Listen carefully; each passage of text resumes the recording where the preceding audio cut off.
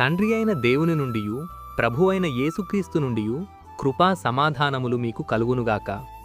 ఈరోజు దేవుడు తన పరిశుద్ధ గ్రంథములో నుండి మనకు అనుగ్రహించిన నేటి దేవుని వాగ్దానము మలాకీ గ్రంథము 4వ అధ్యాయము 2వ వచనం. అతని రెక్కలు ఆరోగ్యము కలుగజేయును అని దేవుడు ఈరోజు మనతో మాట్లాడుతున్నాడు. నా ప్రియ క్రైస్తవ సహోదరీ సహోదరులారా, దేవుడు గర్విష్ఠులను అహంకారులను అణిచివేసి ఆయన యందు భయభక్తుల వారిని తప్పక ఆశీర్వదించునని మలాకీ ప్రవక్త ఈ మాట సెలవిచ్చెను.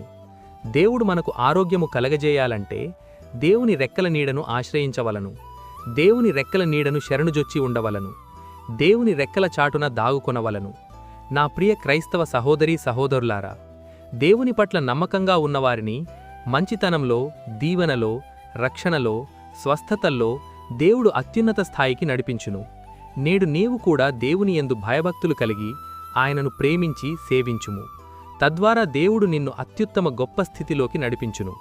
అట్టి కృప దేవుడు మనందరికీ అనుగ్రహించి ఇట్టి నేటి దేవుని వాగ్దానం మీ అందరి జీవితాల్లో నెరవేరబడునుగాక.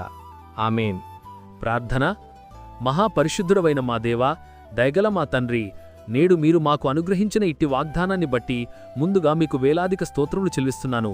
గడిచిన ఉదయకాలం మొదలుకొని నేటి ఈ ఉదయకాలము వరకు నీ కృపలో మమ్మును ఇంతవరకు కాచి కాపాడినందుకై, మమ్మును ఇంతవరకు సజీవుల లెక్కలో ఉంచినందుకై వేలాది స్తోత్రములు చెల్లిస్తున్నాను. ఈరోజు మేము చేయబోతున్న పనులన్నింటిలోనూ, మా రాకపోకల్లోనూ మీరు మాకు తోడుగా ఉండండి. ప్రతి విధమైన దుష్టుని బంధకాల నుండి మమ్మును విడిపించండి. ప్రతి విధమైన వ్యాధి, బాధ, బలహీనతల నుండి విడిపించి సంపూర్ణ స్వస్థత అనుగ్రహించమని ప్రార్థిస్తున్నాను. ప్రతి ఒక్కరి కుటుంబాల్లో ఆర్థిక ఇబ్బందుల నుండి లేవనెత్తి క్షేమాభివృద్ధిని దయచేయమని ప్రార్థిస్తున్నాను. ప్రతి ఒక్కరి జీవితాల్లో శాంతి, సమాధానం, నెమ్మది దయచేసి మీ కృపలో భద్రపరచమని నజరేయుడైన యేసయ్య నామములు ప్రార్థించి వేడుకొనుచున్నాను నా ప్రియ పరలోక పరమ తండ్రి. ఆమేన్.